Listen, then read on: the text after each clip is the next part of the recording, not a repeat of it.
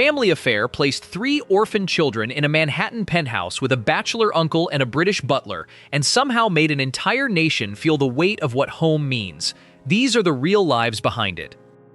Before he became one of television's most beloved accidental fathers, Brian Keith had served as a decorated Marine Corps machine gunner in the Pacific during the Second World War. As Uncle Bill Davis in Family Affair, the confirmed Manhattan bachelor who inherits three orphan children and finds himself slowly undone by them, Keith was 44 at the show's premiere and brought a physical authority that made the transformation entirely convincing. Producer Don Feddersen secured him with a deal that bent the usual television rules. Keith would film all his scenes in concentrated blocks over just a few weeks each year, rather than commit to rigid weekly schedules. On set, he was fiercely protective of young co-stars Anissa Jones and Johnny Whitaker, ensuring neither was overworked. His third marriage to actress Victoria Young in 1970 lasted until his death. He spoke several languages fluently, including Russian, a detail entirely at odds with his screen persona. Later years brought voice work as Uncle Ben in the 1990s Spider-Man animated series. In June 1997, his daughter Daisy died by suicide. He was already facing terminal lung cancer and emphysema. 2 months after losing Daisy, he died by a self-inflicted gunshot wound at his Malibu home at 75. But the woman who played his eldest niece had watched the same industry long enough to understand exactly what it was capable of doing to people. She was 20 years old playing a 15-year-old on Family Affair, and she had been in front of cameras since Cecil B. DeMille cast her as a young Israelite in The Ten Commandments in 1956. As Sissy Davis, the responsible eldest sibling navigating teenage life in Uncle Bill's penthouse, Garver spent 5 seasons successfully playing younger than her actual age, while quietly earning a master's degree in theater arts from UCLA on the side. She married business executive David Travis in 1981, and they remained together in 2026 after 45 years, with one son, William, born in 1991. Her post-show career moved almost entirely into voice work, where she voiced Firestar in the 1980s animated Spider-Man and His Amazing Friends, and built a parallel career as an award-winning audiobook narrator. She also became an accomplished author, writing about Hollywood history and child stardom, including a memoir about her Family Affair years. The death of her young co-star Anissa Jones in 1976, just 3 years after the show ended, redirected much of her public energy toward advocacy for stronger protections for child actors in the industry, a cause she has pursued with a consistency that says everything about how personally it landed. Now 80, she remains the most active keeper of the show's legacy. The man who played Mr. French arrived at that role carrying a past considerably less polished than the character he made famous. Giles French, the impeccably tailored British butler whose rigid formality was the comic engine of Family Affair, was played by a man who left school at 14 to work as a garage mechanic and cook, learning his craft through traveling theater troupes rather than anything resembling high society. Sebastian Cabot was 48 when the show began, already a celebrated Disney voice actor who had voiced Bagheera in The Jungle Book in 1967 and Sir Ector in The Sword in the Stone in 1963. During Season 1, he suffered a serious illness requiring extended leave, and the production temporarily replaced him with British actor John Williams playing Giles's brother Niles. The audience made clear they wanted Cabot back, and his return delivered a notable ratings boost. His marriage to Kathleen Gertrude Rose, which had begun in 1940, held steady until his death, and they had 3 children together. The most delightful footnote of his Family Affair years was a 1967 spoken word album in which he recited Bob Dylan lyrics entirely in his full Mr. French register, a recording that has since become a cult oddity treasured by collectors. The television filming schedule proved physically punishing for a man already managing serious cardiovascular health concerns. He died of a stroke on August 23, 1977, at 59 in Victoria, British Columbia. The woman cast as Miss Faversham had been among Hollywood's great leading ladies long before either of them ever stood on that apartment set. In 1944, Heather Angel played one of the survivors in Alfred Hitchcock's Lifeboat, a performance that placed her among the enduring names of Hollywood's golden era. By the time she appeared as Miss Faversham, the prim British governess whose careful, tea-drinking courtship with Mr. French became a recurring delight in Family Affair, she was 58 and carrying a career that included The Informer, The Last of the Mohicans, and a Hollywood Walk of Fame star earned decades before most of her co-stars had made their first auditions. Her first marriage to actor Ralph Forbes ended in divorce. Her second, To theater and television director Robert B. Sinclair in 1944 brought her a son, Peter, and what appeared to be a stable and lasting chapter. In 1970, while she was still completing her contractual family affair episodes, a burglar broke into their home and murdered her husband. She was present during the attack and attempted to intervene. The violence ended her desire for public life. She completed her remaining episodes, drawing comfort from the genuine friendship she shared with Sebastian Cabot in those final months of production, then stepped away from the screen permanently. She died of cancer in Santa Barbara on December 13, 1986, at 77. She had played warmth and cautious romance on screen, while carrying privately what no scripted tea scene could come close to containing. The boy across the apartment set was building his own complicated relationship with the world outside the cameras. The curly red hair was natural, and producers asked his mother specifically not to cut it, creating the tousled mop that made Jody Davis one of the most recognizable children on American television. Johnny Whitaker was 6 years old when Family Affair began, one of 9 children from a large Mormon family, and Brian Keith became the professional father figure whose example Whitaker credits with protecting him from the worst of early Fame's habits. The protection had its limits once the show ended. He appeared in Tom Sawyer and the Saturday morning series Sigmund and the Sea Monsters, then served a 2-year Mormon mission in Portugal, returning fluent in both Portuguese and Spanish. By the time he came back to America, the roles had thinned, and a 12-year addiction to alcohol and drugs had quietly taken hold. A family intervention in 1997 drew the line, threatening to cut off contact entirely if he did not get help. He has been sober for over 28 years since. His marriage to Cimbria Wright in 1984 ended in divorce 4 years later.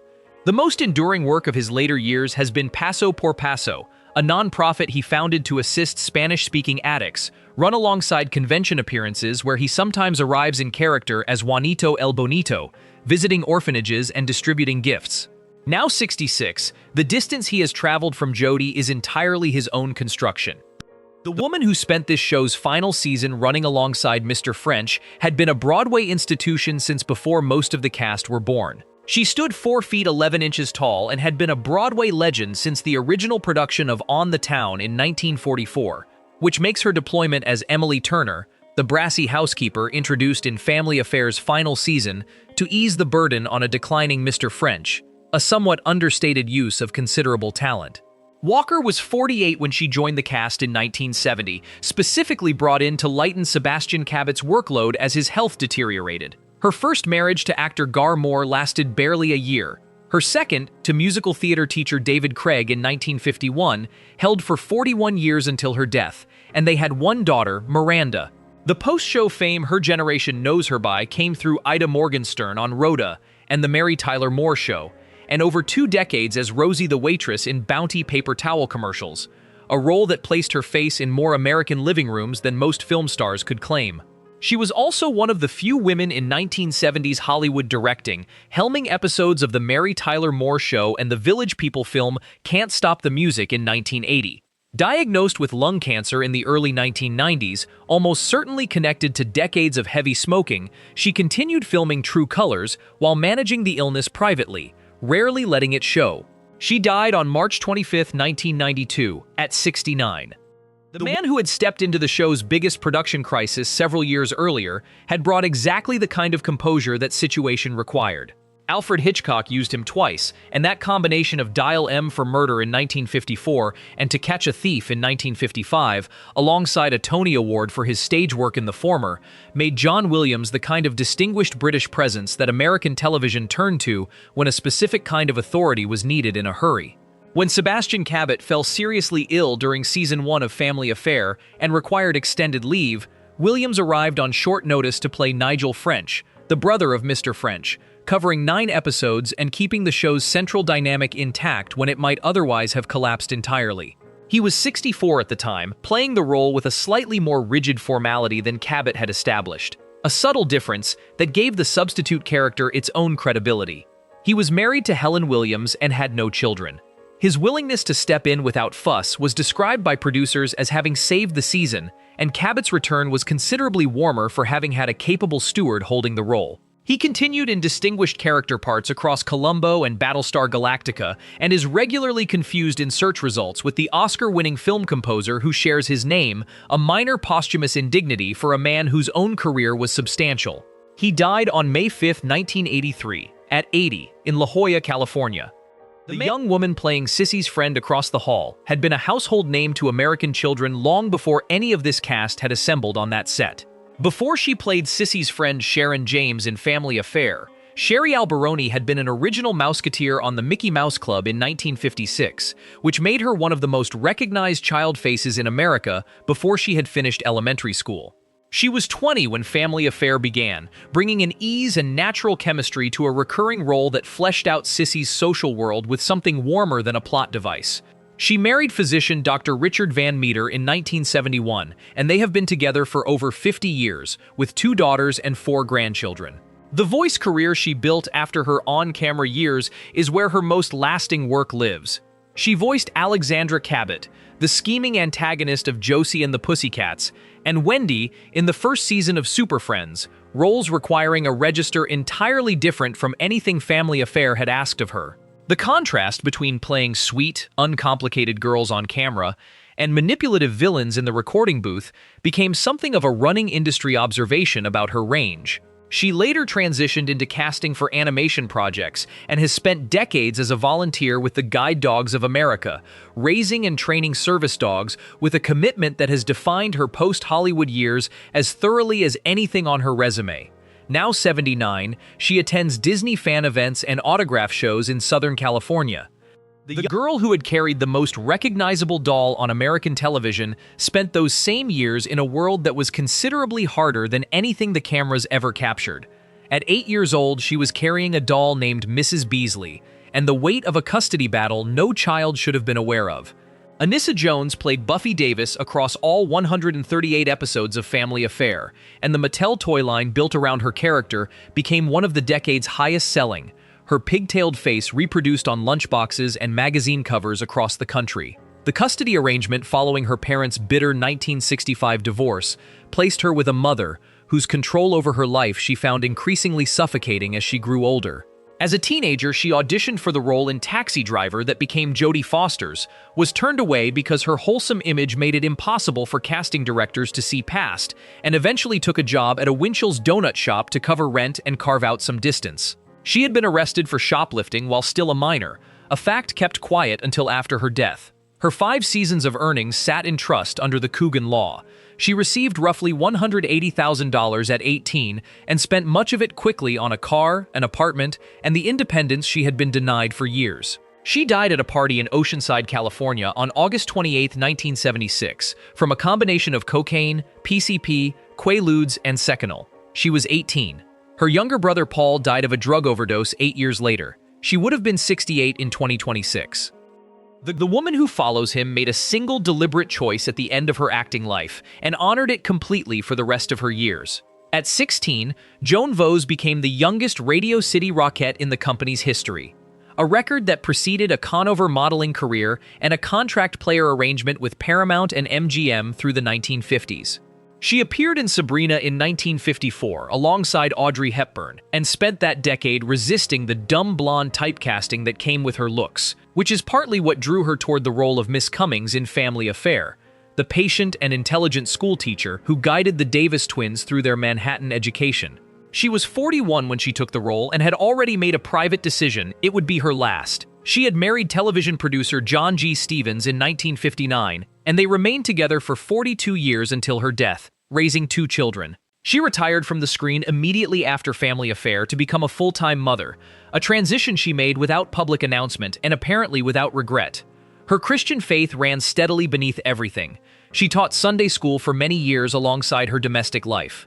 She died of heart failure in Tarzana, California on June 4, 2001, at 73, having spent the final 3 decades of her life almost entirely away from the industry that had once placed her face beside some of the most celebrated actors of the post-war era. The man who closed out this cast had made his own quieter peace with being phased out. Ted Gaynor, Uncle Bill's engineering partner, and the living reminder of the bachelor freedom that 3 orphan children had quietly ended. existed in Family Affair primarily to show the audience exactly what Bill Davis was choosing to surrender. John Hubbard played him across season 1 with a comfortable ease earned across decades. He had been a genuine film star in the 1940s, leading the body swap comedy Turnabout in 1940, and appearing alongside Laurel and Hardy in The Bullfighters, and had trained at the prestigious Goodman Theater in Chicago before any of it. He put his rising career on hold to serve in the U.S. Army from 1944 to 1947, returning to an industry that had moved on and rebuilding without the bitterness that destroyed many of his contemporaries in the same position. He married his high school sweetheart Lois, and they remained together for nearly 50 years, raising 3 children. When Family Affair shifted its focus entirely inward to the apartment's domestic life in season 2, his character disappeared from the scripts as naturally as a man who simply stopped being needed, with no dramatic exit. He continued in reliable character work through Adam 12 and Herbie Rides Again before retiring in the early 1980s. He died of complications from a stroke in Camarillo, California on November 6, 1988, at 74, the kind of steady, professional presence every long-running production quietly depends on.